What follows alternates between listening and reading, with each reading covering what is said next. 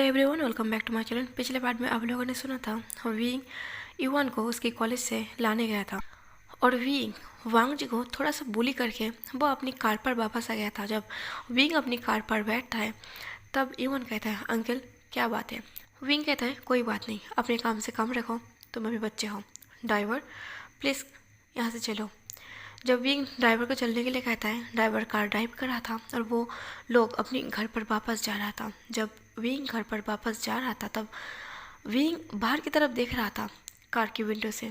अचानक विंग को एक पर्सन दिखाई देता है जो विंग का डैड था। जब विंग अपनी कार से वो अपनी डैड को देख लेता, विंग एक पल के लिए रुक जाता है। क्या वो सही दिख रही है? क्या वो अपनी पापा को देख रही है? विंग जब कंफर्म कर लेता है कि वो उसका पापा ही है तब विंग ड्राइवर को कहता है, प्लीज़ ड्राइवर कार को रोको। ड्राइवर जैसे ही कार रोकता है विंग इवन को कहता है, इवन तुम वेंसाओ को छोड़ के अपने घर चले जाना और ड्राइवर इवन को छोड़ के तुम यहाँ मेरे पास आ जाना। ऐसे कह के विंग वो रास्ते पर उतर जाता है, पर इवन को समझ में नहीं आया था कि उसके अंकल ऐसे बीच रास्ते पर उतर क्यों गया। पर विंग कुछ ना कहते हुए वो इवन को वहाँ से भेज देता है और वो उसकी पापा को टारगेट करते हुए उसकी पापा का पीछा करता है। विंग की पापा के साथ एक लेडी भी था। विंग को ऐसा लग रहा था उस लेडी को विंग ने कहीं तो देखा होगा। विंग की पापा उस लेडी के साथ एक कॉफ़ी शॉप पर जाता है। विंग भी पीछा करते उस कॉफ़ी शॉप के अंदर जाने ही वाला था तब विंग को याद आता है शायद उसकी पापा उसको देख सकता है। इसलिए विंग अपनी फेस पर एक फेस मास्क लगा लेता है। उसके बाद वो एक सनग्लासेस लगा लेता है ब्लैक कलर की, जैसे उसे कोई पहचान ना ले। विंग भी उसकी पापा की बिल्कुल पीछे ही बैठा था ताकि उसकी पापा की सारी बातों को सुन पाए। विंग उसके पापा के पीछे ही बैठा हुआ था, इसलिए उस लड़की का फेस अच्छे से दिख रहा था विंग की फ़ोन कैमरा में। विंग एक फ़ोन कैमरा में उसका पिक लेता है, एक सेल्फी लेता है और उस लेडी को अच्छे से देखने लगता है। विंग जब तक उस लेडी को याद कर पाता कि वो कहाँ देखा है इस लेडी को, तब तक विंग वो अपनी डैड की बातों को सुनता है। तभी विंग की पापा, जिसका नाम था मिस्टर साव उस लेडी को कहता है, तुम क्या लोगी? और उस लेडी का नाम था वांगसू। वांगसू कहता है, फिलहाल तो मुझे कुछ नहीं लेना। तभी मिस्टर साव कहता है, तुम कुछ नहीं लोगे? तुम्हें कुछ तो लेना चाहिए। तभी वांगसू कहता है, नहीं मुझे कुछ नहीं लेना, मैं तो बस ऐसे ही तुमसे मिलने आ गया क्योंकि तुम बहुत रिक्वेस्ट कर रहे थे। तभी मिस्टर साव कहता है, हाँ मुझे तुमसे कुछ बात करनी है। वांगसू बस अपनी सर को झुकाते हुए अग्री करता है। मिस्टर साव कहता है, तुम अपने फ्यूचर के बारे में क्या सोच रही हो? वांगसू कहता है, फ़िलहाल तो मैं कुछ नहीं सोच रहा, फ़िलहाल मैं अपनी बेटी के साथ मेरे पास जितना वक्त है मैं उसे अच्छे से जीना चाहता हूँ। तभी मिस्टर साव थोड़ा हिचकिचाते हुए वो वांगसू की फेस को देखने लगता है। कुछ टाइम वो साइलेंस रहता है। वो वांगसू से जो कहने वाला था वो कहना उसके लिए इतना आसान नहीं हो रहा था। और इधर बीइंग बस उस लेडी को पिक्चर को देखने लगता है कि आखिर इस लेडी को मतलब वांगसू को उसने कहाँ देखा है।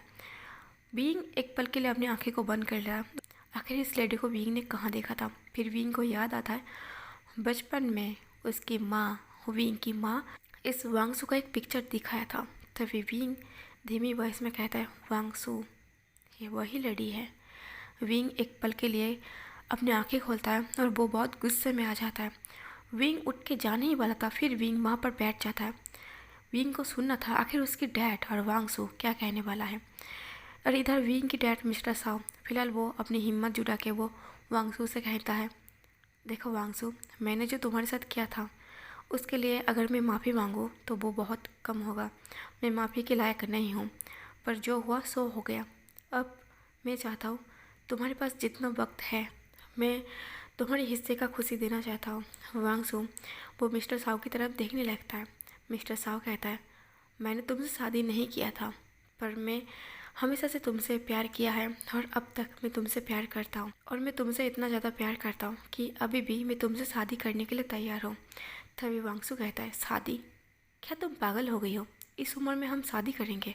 और हमारे बेटे और तुम्हारा भी बेटा है ना, तुम शादी के बारे में इतने आसानी से कैसे कह सकते हो? तभी मिस्टर साव वांगसू के हाथ को पकड़ लेता है और कहता है, तुम मना मत करो, क्योंकि सच में मैं तुम्हारे हिस्से का खुशी देना चाहता हूँ जो मैं तुम्हें नहीं दे पाया था। तभी वांगसू कहता है, पर मुझे इस सब की ज़रूरत नहीं है, मैं अपनी लाइफ में खुश हूँ, मैं आगे बढ़ चुका हूँ, मैं अभी इस उम्र में शादी के बारे में नहीं सोच सकता। तभी मिस्टर साव कहता है, बस तुम एक बार हाँ कह दो, उसके बाद तुम्हारे बेटे और मेरे बेटे मैं दोनों से बात कर लूँगा। तभी वांगसू कहता है, मिस्टर साव मैं सोच कर आपको बताऊँगा, पहले मुझे अपने बेटे से बात करना पड़ेगा।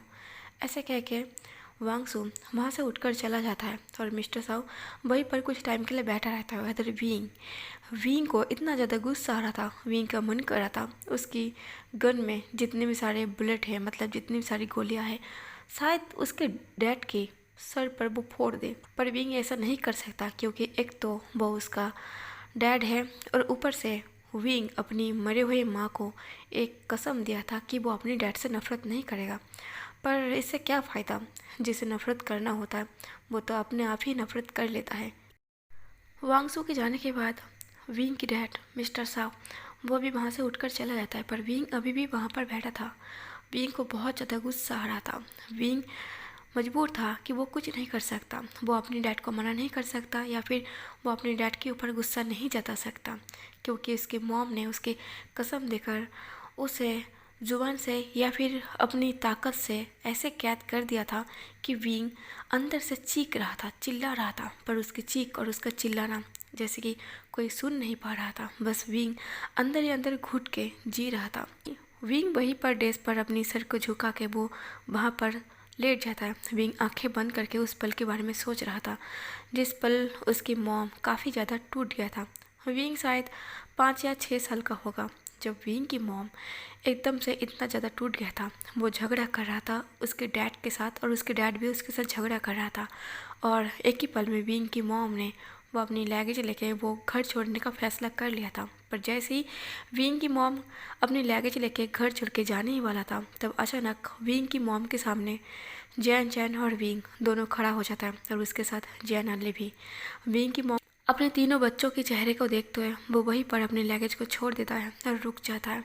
अपनी बच्चों की खातिर वो घर नहीं छोड़ता, क्योंकि उसे भी पता है अगर वो घर छोड़कर भाग जाए तो उसके हस्बैंड शायद वो दूसरी औरत के पास चला जाए और उसके लिए स्टेप मदर लेकर आएगा, और जो स्टेप मदर होता है वो तो बहुत परेशान करता है अपने बच्चे को।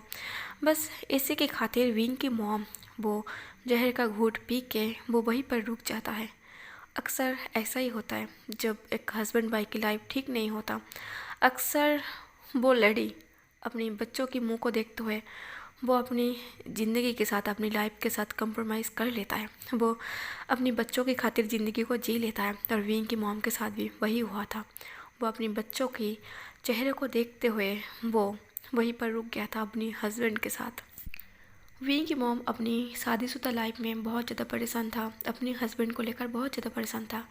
उसके हस्बैंड उसके पास रहता तो था, उसके साथ शादीशुदा लाइफ ज़िंदगी जी रहा था, पर उसके मन में हमेशा से वही लड़ी बसा रहता था। उस लड़की को उसके हस्बैंड कभी भुला नहीं पाया था। विंग उस कॉफ़ी शॉप पर बैठ के ये सब सोच ही रहा था, तब विंग के पास उसकी ड्राइवर आ जाता है। जब विंग की ड्राइवर आ जाता है, विंग भी उस कॉफ़ी शॉप से निकल के वो अपनी कार पर बैठ जाता है। विंग जब कार पर बैठा हुआ था और ड्राइवर ड्राइव कर रहा था, वो ड्राइवर बार बार वो विंग की फेस को देख रहा था, पर विंग अपनी खाली आंखों से बस बाहर की तरफ देख रहा था, इस रंगीली दुनिया को देख रहा था। दुनिया कितना देखने में खुश है ना, पर अंदर ही अंदर सभी लोग घुटन जैसा महसूस करता है। कोई खुश नहीं है इस दुनिया में, बस देखने में ऐसा लगता है कि सारे लोग खुशहाल ज़िंदगी जी रही है। वो दर्द छुपा के वो खुशियों की चादर को ओढ़ कर रखा है। जिस दिन वो खुशियों की चादर हट जाएगा तो अंदर का दुख जरूर दिख जाता, पर हर इंसान अपनी दिल में दर्द लेके वो खुशियों की चादर को ओढ़ कर वो बस ऐसा दिखाता है कि वो बहुत खुश है अपनी लाइफ में। जैसे कि विंग को देखकर लगेगा कि वो शायद दुनिया में सबसे ज़्यादा खुशनसीब इंसान है। वो एक माफिया है, वो जो चाहे वो कर सकता है, वो एक बेरहम इंसान है। पर असल में विंग के अंदर एक दिल था जो हमेशा अपनी माँ के लिए तड़पता था। वो हमेशा अपनी माँ की तकलीफ़ को, अपनी माँ की दर्द को महसूस करता था, और उसकी माँ इस दर्द से, इस डिप्रेशन से होकर वो ब्रेन ट्यूमर में आखिरी वक्त पर इस दुनिया को अलविदा कह दिया था। विंग उस पल को कभी नहीं भूल पाता कि उसकी डैड की वजह से, उसकी डैड के इस धोखे से उसकी माँ इस तरीके से उसे छोड़कर चला गया। विंग हर एक पल अपनी माँ को याद करता है, हर एक उस मोमेंट को याद करता है जब विंग अपनी माँ के साथ गुजारा था। पर वो क्या कर सकता है, उसके हाथ में कुछ नहीं था। विंग अपने घर पर जाके वो अपनी कोल्ड फेस के साथ, वो बहुत ज़्यादा गुस्से में था, वो सीधा अपनी रूम पर जाता। यून हॉल पर ही खड़ा था, पर विंग ने यून को एक बार भी नोटिस नहीं किया था, या तो किसी से बात भी नहीं किया था। विंग तो एक पल के लिए अपने कदमों को रोका भी नहीं था। वो कार से उतर के वो सीधा सीधा अपने रूम पर चला गया था, और यून को पता लग गया था कि शायद कुछ हुआ है। उसके अंकल बहुत ज़्यादा अपसेट है। उसके अंकल इतना ज़्यादा अपसेट है कि यून को हिम्मत भी नहीं मिला था कि वो अपने अंकल से पूछे कि अंकल क्या हुआ है आपको। पर विंग ने शायद मौका भी नहीं दिया था। विंग सीधा अपने रूम पर जाता है, रूम को लॉक करता है। विंग सारे खिड़की पर्दे लगा देता है, पूरा रूम को अंधेरे में ढक लेता है, जैसे विंग एक अंधेरे में छुपना चाहता है। उसे रोशनी की कोई ज़रूरत नहीं है, शायद उसे रोशनी उसे परेशान करेगा। अभी विंग अंधेरे में रहना चाहता है। विंग बस अपने घुटनों में बैठ के वो अपनी फेस को छुपा के बस रो पड़ता है। इस अंधेरे में छुपने का मतलब ये था कि विंग अपनी आंसू किसी को नहीं दिखाना चाहता था। वो अपनी वीक पॉइंट को किसी को नहीं दिखाना चाहता था। वो बस अपने आप में रहना चाहता था कुछ टाइम के लिए, बस अकेला, इतना अकेला कि कोई उसको परेशान करने के लिए ना आए। विंग बस इस बात से रो रहा था, वो इंसान ऐसे कैसे कर सकता है। उसकी मॉम, उसके डैड की वजह से वो हमेशा परेशान रहता था। वो इतना परेशान रहता था कि उसकी ब्रेन में ट्यूमर हो गया था। इतना डिप्रेशन रहने की वजह से उसकी मॉम की ब्रेन पर बुरा असर पड़ा था। ब्रेन ट्यूमर से उसकी मौत हो गई, और उसके डैड फिर से उस लेडी से शादी करना चाहता। कितना बेरहम इंसान हो सकता है उसके डैड। विंग ये सोच के बस रो रहा था। तब विंग को महसूस होता है कि उसके घर के पर्दे को किसी ने हटा दिया है, और उसके रूम पर रोशनी विंग की फेस पर पड़ रही है। विंग गुस्से से अपने हाथ को हटाते हुए कहता है, किसने पर्दा हटाया। तब विंग की मॉम कहता, विंग कब से मैं तुम्हें ढूंढ रहा था, तुम इस अंधेरे कोने में क्यों छुप रही हो। तब विंग बस अपनी मॉम की तरफ देखने लगता है। विंग, ये बहुत बुरी आदत है, तुम ऐसे कोने में क्यों छुपते हो। विंग, मैंने कहा ना, तुम कभी भी अकेला मत पड़ना, मैं तुम्हारे साथ हूँ ना, पर तुम ऐसा क्यों सोचते हो कि तुम अकेला हो। ऐसे कह के विंग की मॉम विंग के पास बैठ जाता है। विंग अभी भी वो अपनी मॉम की फेस को देख रहा था। उसकी मॉम की फेस पर एक चमक था, एक खुशी थी। विंग की मॉम कहता है, विंग, मैंने कहा ना, जब तुम परेशान हो तो लोगों से बात करो, लोगों से अपनी बातें शेयर करो, इससे ना तुम्हारा मन हल्का होगा। ऐसे अंधेरे कोने में बैठने से कुछ नहीं होगा। अचानक ऐसा कह के विंग की मॉम गायब हो जाता है। विंग अपनी मॉम को ढूंढने लगता है। विंग चिल्लाने लगता है उसकी माँ के नाम लेकर, पर उसके रूम पर कोई नहीं था। विंग की रूम अभी भी अंधेरा था। उस रूम के पर्दे को हटा के उसे समझाने वाली और उसे ये कहने वाला शायद उसकी माँ अब इस दुनिया में नहीं था।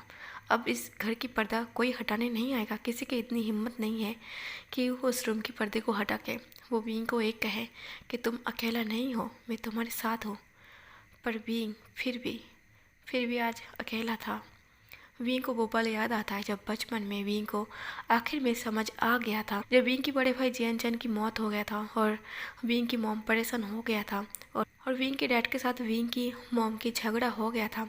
विंग बहुत ज़्यादा परेशान हो गया था, और विंग बस ऐसे ही छुपते हुए वो कोने में छुप गया था। और विंग की मॉम हर बार विंग को ढूंढते हुए उसके रूम पर आ जाता था, क्योंकि विंग की मॉम को पता होता है विंग जब भी परेशान होता है, जब भी उसे दर्द होता है, वो अपनी दर्द को छुपाने के लिए, अपनी आंसू को छुपाने के लिए वो रूम की एक कॉर्नर को पकड़ लेता है और बस एक अंधेरे में छुप जाना चाहता है ताकि उसे कोई ना देख ले।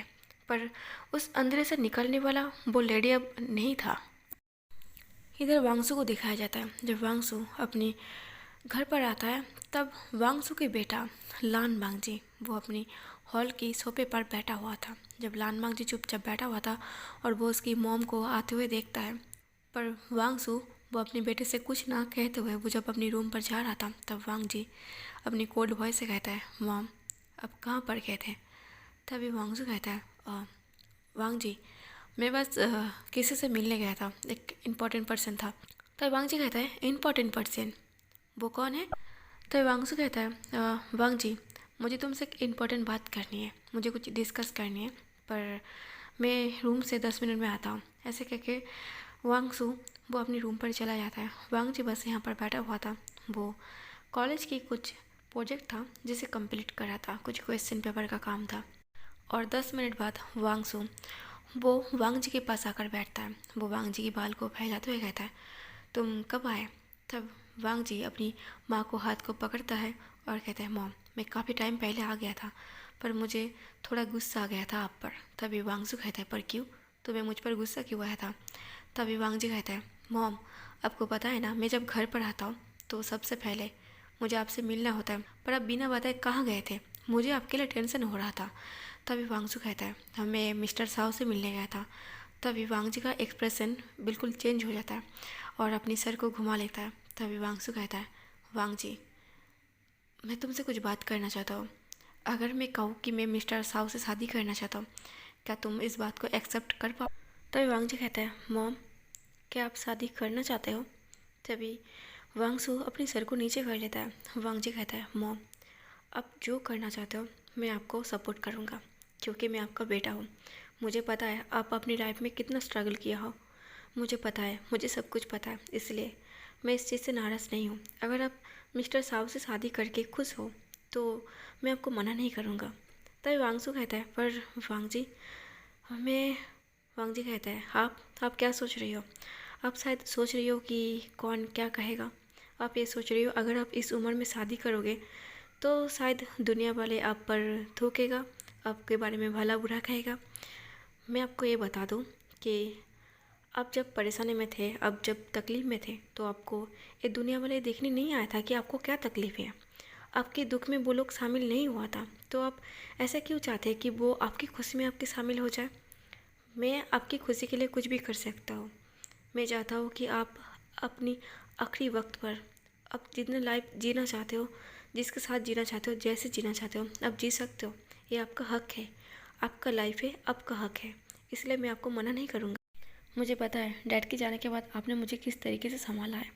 तभी वांगसू कहता है, पर वांग जी मिस्टर साव का एक बेटा है, मुझे नहीं लगता कि उसके लिए सही होगा, क्योंकि उसकी बेटा शायद इस बात को एक्सेप्ट नहीं कर पाएगा। तभी वांग जी कहता है, पर माँ ये तो मिस्टर साव की परेशानी है ना, अगर वो अपनी बेटी को मना लेता है तभी तो शादी होगा ना। आप मेरी तरफ से टेंशन मत लीजिए, मैं बिल्कुल ठीक हूँ और मैं अकेला रह सकता हूँ यहाँ पर। आप अपनी हस्बैंड के साथ खुश रह सकते हो शादी करके। तभी वांगसू कहता है, वांग जी क्या तुम पागल हो? शादी करके मैं तुम्हें यहाँ छोड़ के मैं अपने घर बसाऊँगा, अपनी हस्बैंड के साथ रहूँगा। तभी वांग जी कहता है, क्या वो आपके साथ मुझे एक्सेप्ट करेगा? अगर ऐसा करता है तो अच्छा है, क्योंकि मुझे भी आपके बिना नहीं रहा जाएगा और मैं आपका ख्याल भी रख पाऊँगा। मैं आपको इस हालत में अकेला नहीं छोड़ सकता। तभी वांगसू कहता है, अगर मिस्टर साव तुम्हें एक्सेप्ट नहीं करेगा तो मैं शादी नहीं करूँगा। अगर मेरे साथ उस घर में तुम्हें भी रहने दे तभी मैं शादी करूँगा। तभी वांग जी अपनी माँ को हक करते हुए कहता है, माँ मैं बहुत लकी हूँ कि आप मेरी माँ हो। दिन हो गया था। कुछ दिन के बाद विंग की डैड मिस्टर साव विंग को कॉल करता है। विंग जब अपनी फ़ोन पर अपनी डैड का नाम देखता है, विंग को बहुत गुस्सा आता है। विंग का मन कर रहा था वो फ़ोन को पटक के फेंक दे ताकि उसके डैड की जो कॉल रिंग आ रही है वो कॉल रिंग आना बंद हो जाए। विंग एक बार कॉल को कट कर देता है, पर दूसरी बार फिर से कॉल आता है। विंग उस कॉल को उठा लेता है और यून बस पास में खड़ा हुआ ये सब कुछ देख रहा है। फाइनली विंग कॉल को उठा लेता है। मिस्टर साव कहता है, विंग मैं तुम्हें कब से कॉल कर रही हूँ, तुम मेरे कॉल को उठा क्यों नहीं रही हो? तब विंग कहता है, मेरा मन नहीं था। मिस्टर साव कहता है, मन नहीं था? मैं तुम्हारा पापा हूँ, मैं तुम्हें कॉल कर रही हूँ तो तुम्हें कॉल को उठा लेना चाहिए था। तुम्हें भी पता है अगर मैं कॉल कर रही हूँ तो कुछ इंपॉर्टेंट होगा। तो विंग कहता है, आपका क्या इंपॉर्टेंट हो सकता है? मुझे पता है। मिस्टर साव कहता है, क्या मतलब है तुम्हारा? विंग कहता है, कुछ नहीं, अगर आप कॉल किया है तो कुछ इम्पोर्टेंट होगा, तो बताइए आपका क्या इम्पोर्टेंट काम है मुझसे? और हाँ, आपको मेरी याद कैसे आ गई? तो मिस्टर साहब कहता, विंग तुम्हें नहीं लगता कि तुम मुझसे बदतमीज़ी से बात कर रही हो? विंग कहता है, सॉरी। विंग को सॉरी कहने का मन तो नहीं कर रहा था, पर फिर भी विंग सॉरी कह ही देता। तभी मिस्टर साहब कहता है, मुझे तुमसे मिलना है, क्या तुम आ सकते हो या फिर मैं तुम्हारे घर जाऊँ? तभी विंग कहता है, नहीं, आपको आने की ज़रूरत नहीं है। मैं नहीं चाहता आपकी कदम मेरे घर पर पड़े, इसलिए मैं ही आ जाऊँगा आपसे मिलने के लिए। तभी मिस्टर साहब कहता है, ओके फाइन, तो आज शाम को 7 बजे आ जाना। विंग कॉल को कट कर देता है, बाय वगैरह कुछ नहीं कहता। जब यून वहाँ पर खड़ा हुआ वो अपनी अंकल का ऐसा रवैया देख रहा था, तभी यून अपने अंकल से कहता है, अंकल क्या मैं आपसे एक बात पूछ सकता हूँ? तभी विंग कहता है, हाँ पूछो। तभी यून कहता है, अंकल आप किस बात से परेशान हो, क्या हुआ है? तभी विंग कहता है, इवान तुम अभी छोटे हो, इस चीज़ पर अभी दिमाग मत लगाओ, तुम जाओ अपना काम करो। इवान कुछ नहीं कहता क्योंकि विंग बहुत सीरियस मूड में था, इसलिए विंग छोड़ देता है। वो अपना दिमाग नहीं लगाता, पर उसके अंकल की ऐसी हालत वो देख नहीं पा रहा था, पर वो कुछ कर भी नहीं सकता क्योंकि उसे पता ही नहीं है कि आखिर हो क्या रही है। 7 बजे विंग अपनी डैड से मिलने जाता है। जब 7 बजे विंग अपनी डैड से मिलने गया था, विंग एकदम परफेक्ट टाइम पर वो अपनी डैड के पास चला गया था। मिस्टर साहब अपने घर के मीटिंग रूम में बैठा हुआ था। एक लाइब्रेरी रूम था जहाँ पर मीटिंग वगैरह, लाइब्रेरी सब कुछ मिक्स था। मतलब कुछ भी बातें, इंपॉर्टेंट बात करना हो तो मिस्टर साहब अक्सर वहीं पर बैठा रहता है। छोटा मोटा मीटिंग रूम उसे कह सकते हो। जब विंग उस रूम पर जाता है, विंग चुपचाप बैठ जाता है, अपनी डैड को बुक करता है और उसके बाद वो अपनी डैड से पूछता है, डैड आपको क्या कहना है, आपने मुझे इतना अर्जेंटली क्यों बुलाया है? तभी मिस्टर साहब कहता है, विंग तुम बेंजो के मर्डर केस के बारे में कुछ जानकारी हासिल की है? विंग कहता है, हाँ काम चल रही है। तो मिस्टर साहब कहता है, जैसे चल रही है वहीं पर ख़त्म कर दो। विंग अचानक से शॉक्ड होकर वो अपनी डैड की तरफ देखने लगता है। तब मिस्टर साहब कहता है, विंग मैं चाहता हूँ कि तुम इस मामले से हट जाओ, मैं इसे हैंडल कर लूँगा। तब विंग कहता है, पर क्यों? आप क्यों करेंगे? मैं तो कर रही हूँ ना, क्या आपको मेरे ऊपर भरोसा नहीं है? तब मिस्टर साहब कहता है, नहीं ऐसी कोई बात नहीं है, मुझे तुम पर पूरा भरोसा है, पर मैं चाहता हूँ कि मैं इस मामले को खुद हैंडल करूँ, मैं देख लूँगा मैं कहाँ तक क्या कर सकता हूँ। तब विंग कहता है, वैसे भी मैं इस मामले के बारे में सोचना बंद कर दिया था, मैं इस मामले में अब नहीं पढ़ना चाहता हूँ कि वेंजो की मौत किसने किया होगा, पर आप जैसे बोल रही हो तो मेरा इंटरेस्ट और बढ़ रही है जानने के लिए, आखिर क्यों क्यों आप मना कर रहे हो, मुझे इस काम से क्यों हटा रही हो? तभी मिस्टर साव कहता है, कुछ चीज़ें वहीं पर छोड़ देना चाहिए, इसलिए मैं तुमसे कह रहा हूँ छोड़ दो। विंग कहता है, पर क्यों छोड़ूँ मैंने इस मामले के बारे में जानकारी लेना बंद कर दिया था, पर आपके कहने पर मेरा मन कर रहा है कि मैं फिर से अपने काम को स्टार्ट कर दूँ। तभी मिस्टर साहब कहता, विंग मैं तुम्हारा डैड हूँ, अगर मैं कुछ बोल रही हूँ तो तुम्हें सुनना चाहिए।